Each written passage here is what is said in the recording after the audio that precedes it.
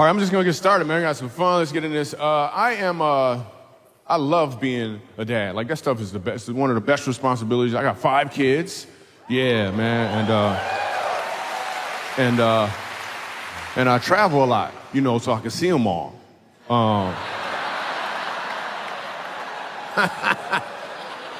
I'm just playing. I don't see them.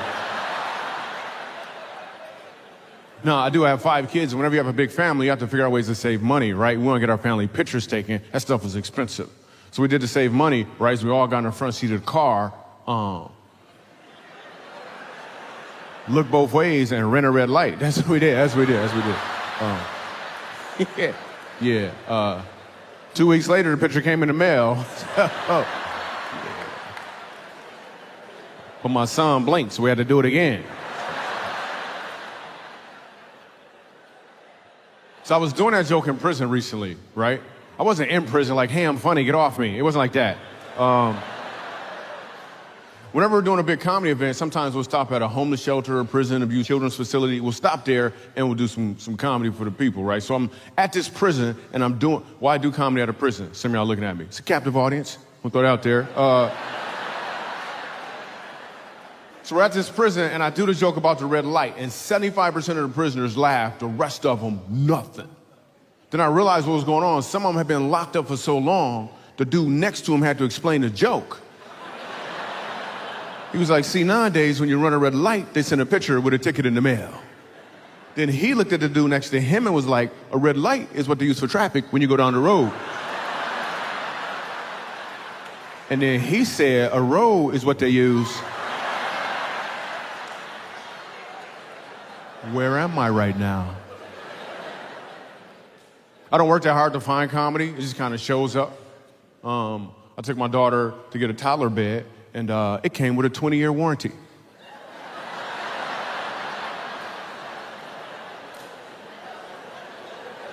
I'm just gonna wait some years. I'm gonna take it back. They're gonna be like, what's wrong? I'm gonna be like, her feet are hanging off the end. And her husband's uncomfortable too.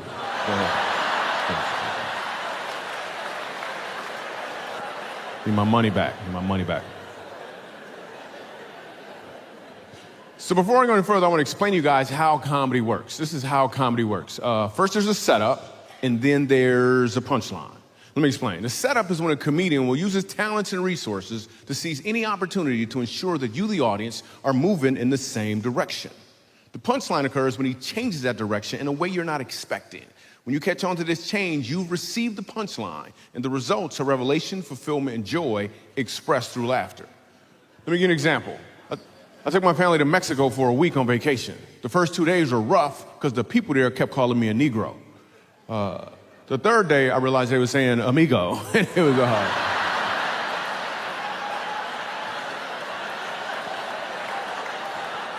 Did you see what happened there?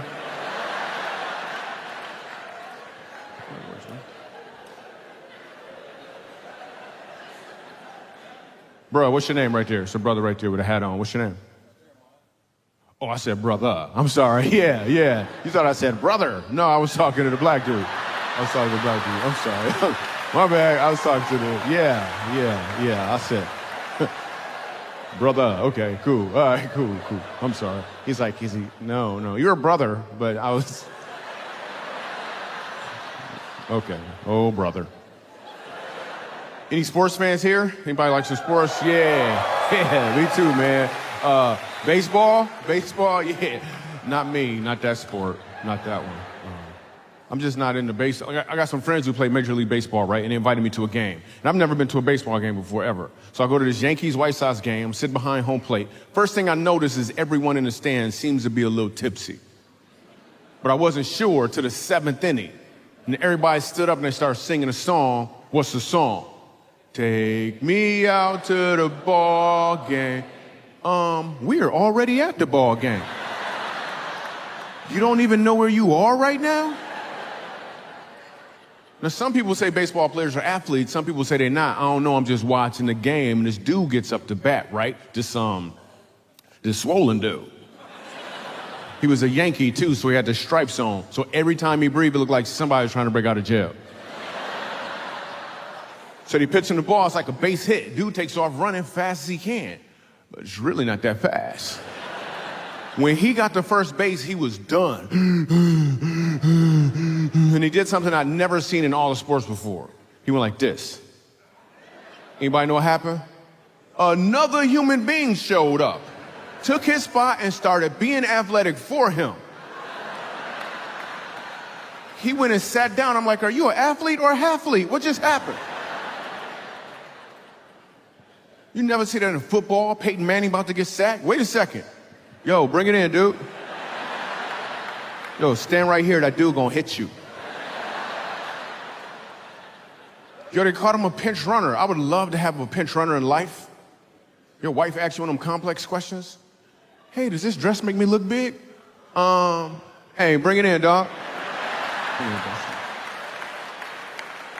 She got a question for you, man. Stand right here.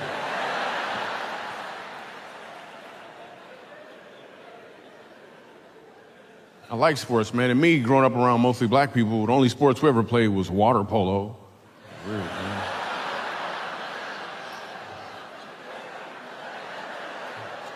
Why is that funny? Why is that funny? Because black people don't swim, that's why.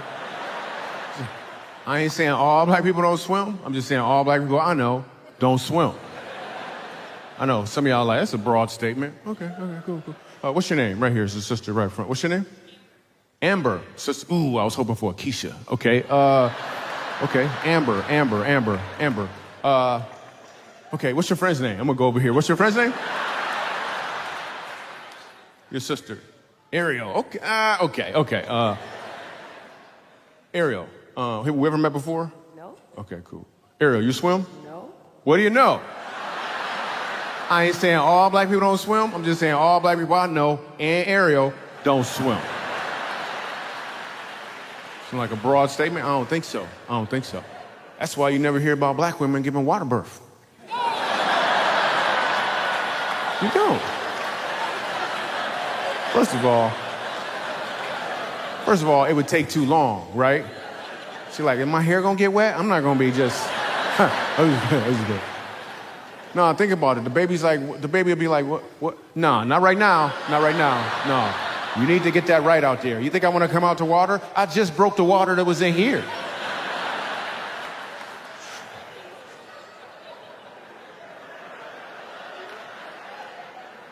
I'm trying new sports now.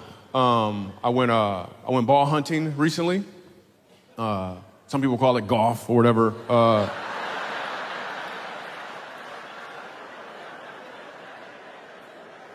First of all, it took all day, right? And I shot a 121, right? And then we had lunch, and it was like, hey, we're gonna do the other 9 holes now. I was like, nah, we're not going back out there.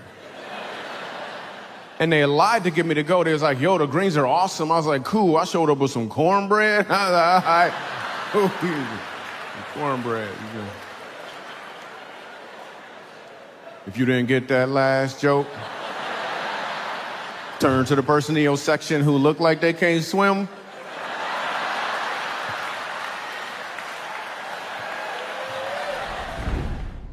Yo, I really hope that you're enjoying this special, like for real. It's comedy and it's special. I hope it's special to you, but you don't even know yet. You don't have any idea yet what's about to happen. I don't know if it's in like 8 to 10 minutes or so, but we're about to make a turn that kind of separates this special probably from any other comedy event that you've seen before. It's gonna be really, really cool.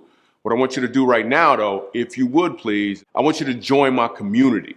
We have a community of folks who are all about not just jokes, but also being inspired. And I want you to be a part of that. We send you footage, we send you some really cool stuff, some laughter, just some random stuff that we don't put anywhere else on social media or any other platform that you get access to simply by being on my list. So all you gotta do is go to michaeljr.com/special. michaeljr.com/special, you'll be on the list. In addition to that, I'm gonna send you a free chapter of my book, Funny How Life Works. So just go there right now. Like you can do it right now. I'll just wait. I'm just gonna wait. It'd be awkward. We might have a QR code up here too. If you want to do the QR code, you can just hold your phone and just, you know how to do it. You've been to a restaurant before, unless you're watching this in prison. The QR code is a thing where they, iPhone is A telephone is, I don't need to explain. Anyway, do that, and we're going to jump back into these jokes right now. Yo, but I think working out is important. I was at the gym the other month, right? And I was gonna do some cardio, right? But they moved it upstairs. I ain't going up there, man. You tripping? Hey, get an elevator or something, man. I'm going up there, man. So I'm about to work out, and I get recognized by this lady. I guess she's one of them. I was like, hey, how you doing? She's like, Michael Jr., you don't understand. You my favorite comedian. Every time I see you, I laugh my butt off. I was like,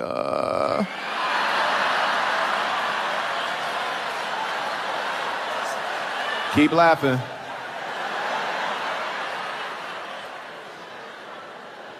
I'll try to be funnier. I don't know what to do. Yo, and the gym we go to has free childcare, which is awesome, right? Because the kids are they're doing arts and they're doing crafts and stuff. And me and my wife, we at home. That's where we at. Yeah, we at home. We might stop for ice cream or something, but we at home for the most part. It's weird when they call you because they about to close. Stuff is rude, man. I'm trying to sleep. But that's not gonna happen no more because we're good parents. We joined 24-hour fitness, so yeah, we just pick them up on the way to work the next day. Yo, any coaches here? Anybody coach anything on any level? Anybody coach anything? What do you coach? Baseball. Cool. How long you coach baseball? 30 years? You're not done yet? What do you do when you're not coaching? Golf. Cool. The other day I met a dude who said he was a project manager. I was like, what, you collect rent? I don't even know what that means.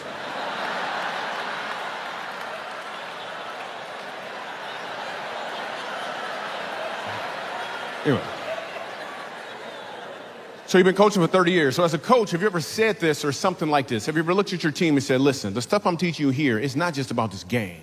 You can apply it to life. You ever say that? Exactly. Here's the thing about that statement, coach. It's not true. I need you to stop saying it immediately.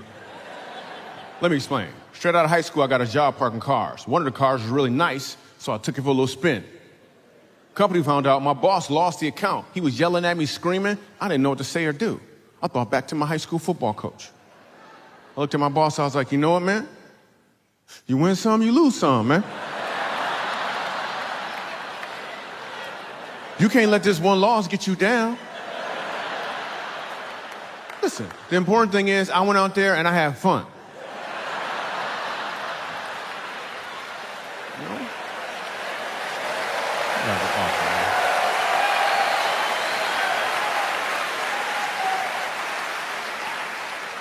So I grew up in the hood. For this next joke.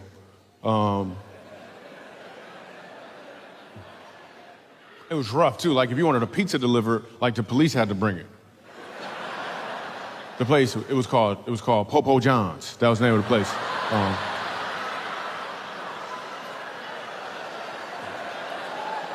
Just trying to see what side of town y'all from. That's what I was trying to do. We used to play games in my neighborhood, though. Remember the game Slug Bug? If you're from the East Coast, they call it Punch Bug. Here's how the game works. If you see a Volkswagen Bug, you get to hit your friend. Those are all the instructions. In my neighborhood, they would take the game a little too far. They would add to the game. You ever play Uppercut Fire Truck?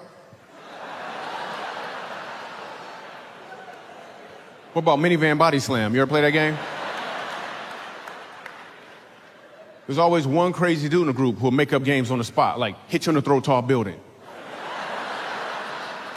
You play too much, man. You play too much. And people will ask me sometimes, Michael Jr., what makes you laugh? What makes me laugh most, really, is awkwardness.